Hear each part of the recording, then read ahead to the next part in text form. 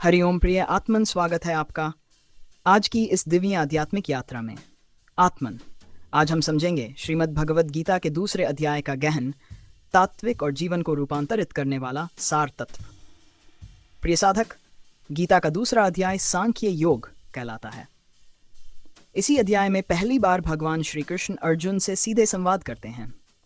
पहले अध्याय में हमने देखा कि अर्जुन मोह, दुख और करुणा के सागर में डूबकर युद्ध करने से इनकार कर देता है। उसका मन युद्ध भूमि में भ्रमित हो गया था। उसे समझ नहीं आ रहा था कि क्या सही है और क्या गलत। और यहीं से भगवान श्री कृष्ण का उपदेश प्रारंभ होता है, जो केवल अर्जुन के लिए नहीं बल्कि संपूर्ण मानवता के लिए मार्गदर्शन है। प्रिय आत्मन, अर्जुन की जो स्थिति थी वही हम सबके जीवन की भी स्थिति है। जब हमारा विवेक भावनाओं से ढक जाता है, जब हम सही और गलत का निर्णय कर्तव्य से नहीं बल्कि भावनाओं से करते हैं।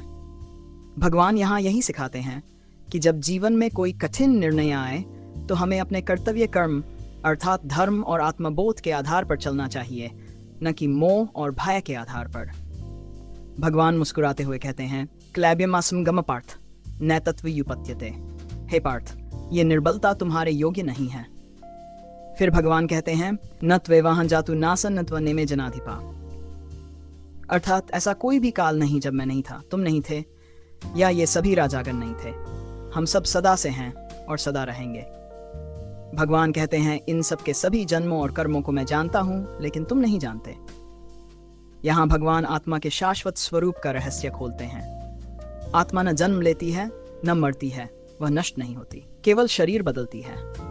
जैसे मनुष्य पुराने वस्त्रों को त्याग कर नए वस्त्र धारण करता है, वैसे ही आत्मा एक शरीर को छोड़कर दूसरा शरीर ग्रहण करती है। ये ज्ञान संन्यास का नहीं बल्कि विवेक का ज्ञान है। भगवान ये नहीं कह रहे कि युद्ध मत करो, वे कह रहे हैं कर्तव्य करो, लेकिन आत्मा की दृष्टि से, क्योंकि आत्मा न मरती है न किसी को मारती है। जिन्हें तुम अपना समझ रहे हो, ये तो कभी नहीं मरेंगे, इनका केवल शरीर बदलेगा। अगर तुम नहीं मारोगे तो भी ये मरेंगे ही, लेकिन यदि तुम इस धर्मयुक्त युद्ध से पीछे हट गए तो तुम्हारी अपकीर्ति होगी। लोग तुम्हें कायर कहेंगे, क्योंकि क्षत्रियों के लिए धर्मयुक्त युद्ध से भागना मृत्यु के समान है। प्रिय आत्मन, सबसे पहले ये समझ लें कि आत्मा न तो स्त्रीलिंग है और नहीं पुल्लिंग, इसलिए आत्मा के संबोधन में किसी भी लिंग का उपयोग गलत नहीं होगा। आत्मा निराकार है और वह सभी नर और नारियों का आधार है, अर्थात सभी जीवों में एक समान रूप से विराजमान है, और यह भगवान नारायण का ही एक अंश है।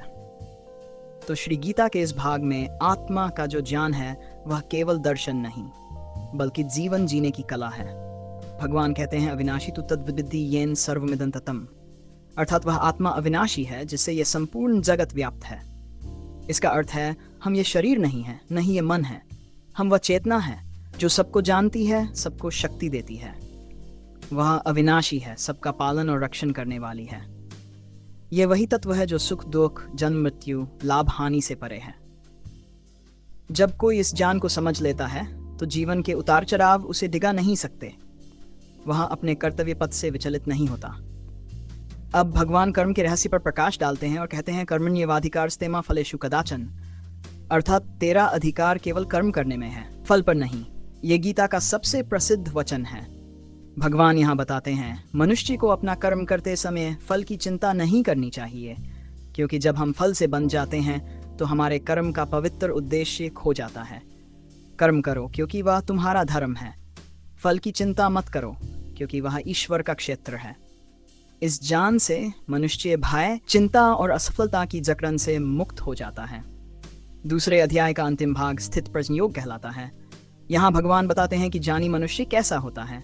जब अर्जुन पूछते हैं, हे केशव, स्थित प्रज्ञ व्यक्ति की पहचान क्या है, वह कैसे बोलता है, चलता है और व्यवहार करता है, तो भगवान उत्तर देते हैं, प्रजहाति यदा कामान सर्वान पार्थ मनोगतान, अर्थात जब मनुष्य अपने मन की सभी स्वार्थपूर्ण इच्छाओं को त्याग देता है तब वह स्थित प्रज्ञ कहलाता है। ऐसा व्यक्ति न सुख में उछलता है न दुख में टूटता है, वह समता में स्थित रहता है। भगवान आगे कहते हैं, यदा संहरते चायन कूर्मोंगानी सर्वशः, जैसे कछुआ अपने अंगों को भीतर खींच लेता है, वैसे ही ज्ञानी व्यक्ति अपनी इंद्रियों को नियंत्रित रखता है। यहाँ भगवान का तात्विक संदेश है। मनुष्य की स्थिरता बाहर की दुनिया में नहीं, बल्कि भीतर के संतुलन में है। जब मन नियंत्रित होता है तो संपूर्ण जीवन समरस बन जाता है। हाथ, आंख, नाक तथा सभी इंद्रियों से अपने कर्तव्य कर्म करते हुए मन से इन सब कर्मों के फल में लिप्त न होना या आस्ति से रहित रहना, यही स्थित प्रज्ञ की पहचान है। भगवान समझाते हैं, मनुष्य का पतन इच्छाओं से होता है।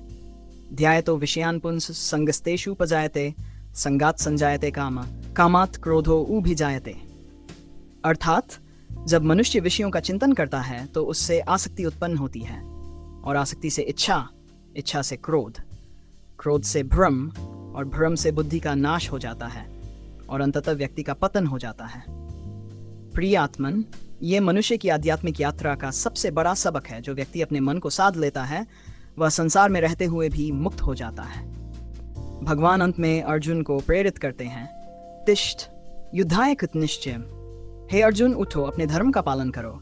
ये युद्ध केवल कुरुक्षेत्र का नहीं है, ये हमारे भीतर का धर्म और अधर्म का युद्ध है, जहां मनुष्य को अपने मोह, आलस्य, भय और भ्रम पर विजय पानी है। जब कोई अपने कर्म को ईश्वर को समर्पित करके करता है तो वह साधारण से असाधारण बन जाता है। प्रिय साधक, दूसरा अध्याय हमें सिखाता है कि जीवन में जो भी घटता है वह केवल बाहरी परिवर्तन है। हमारा वास्तविक स्वरूप आत्मा कभी नहीं बदलता। इस अध्याय से 3 दिव्य शिक्षाएं मिलती हैं। पहली, आत्मा अमर है, इसलिए मृत्यु से भय नहीं बल्कि समझ की आवश्यकता है। दूसरी, कर्म करो, फल की चिंता मत करो, यही सच्चा योग है। तीसरी, मन पर नियंत्रण रखो, क्योंकि मन ही बंधन है और मन ही मुक्ति। जो इन 3 सत्यों को समझ लेता है वह जीवन में किसी भी परिस्थिति में शांत और स्थिर रह सकता है। अर्जुन का मोह मिटा, उसका भ्रम टूटा, और उसने जाना कि उसका वास्तविक युद्ध बाहर के शत्रुओं से नहीं बल्कि अपने भीतर के मोह और भय से है। दूसरा अध्याय हमें यही प्रेरणा देता है कि हर इंसान का जीवन भी एक महाभारत है, जहां अर्जुन की तरह हमें भी उठना है और श्री कृष्ण की वाणी कर्म करो निर्भय बनो अपने हृदय में उतारनी है। प्रियात्मन, गीता का यह अध्याय केवल शास्त्र नहीं बल्कि आत्मा की मुक्ति की कुंजी है। यदि हम इस अध्याय की आत्मा को समझ लें तो हर परिस्थिति में शांति, धैर्य और दिव्यता का अनुभव कर सकते हैं। यदि आपको ये वीडियो अच्छा लगा हो तो इसे लाइक करें, अपने प्रियजनों और साधक मित्रों के साथ शेयर करें, ताकि गीता का ये ज्ञान हर हृदय तक पहुंचे। और हाँ, यदि आप चाहते हैं कि ऐसे ही आध्यात्मिक ज्ञान, संतों की वाणी और गीता के रहस्यों से जुड़ा कंटेंट आपको नियमित मिलता रहे, तो हमारे चैनल को सब्सक्राइब करें और बेल आइकन जरूर दबाएं, क्योंकि आपका हर लाइक, शेयर और सब्सक्राइब केवल समर्थन नहीं बल्कि एक छोटी सी सेवा है श्री कृष्ण के इस ज्ञान यज्ञ में। हरिओम तत्सत। जय श्री कृष्ण।